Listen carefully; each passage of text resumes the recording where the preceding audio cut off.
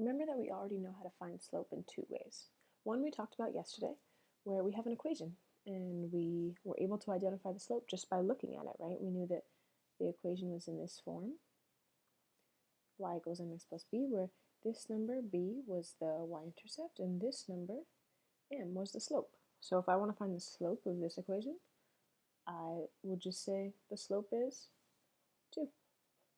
It's just the number that's being multiplied by x. And it's not 2x. Some people say, oh, the slope is 2x, but it's not. It's just 2. It's the number that's being multiplied by x. So what's the slope here?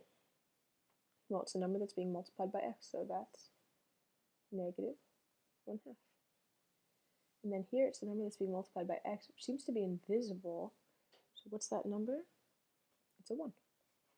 Okay, so we know how to find slope from an equation. That's pretty straightforward because it's sort of visible to us right away. Then we also learned 2 days ago to find slope from a graph.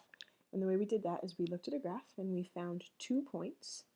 Right, we only needed 2, so I see one here and one here.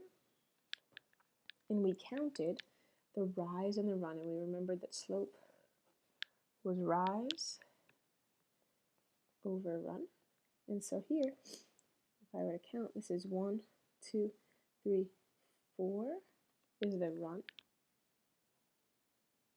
and then 1 is the rise. So here the slope would be 1/4.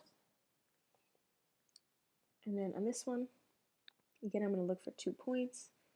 I see one here, I see one here, right? And you might have found a different 2 points, that's fine. You should end up with the same answer, whether or not you found the same exact 2 points. So then I'm going to, this is 1, 2, 3, 4, 5, 6, 1, 2.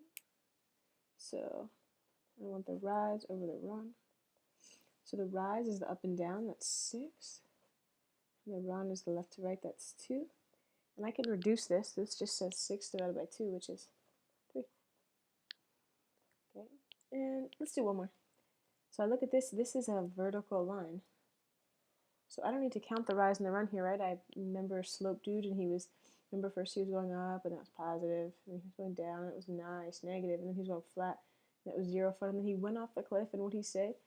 He said the worst curse word in math. He said undefined. And so this slope is undefined. Okay, so remember that we already do know how to find slope, and we're going to learn how to find slope in one more way.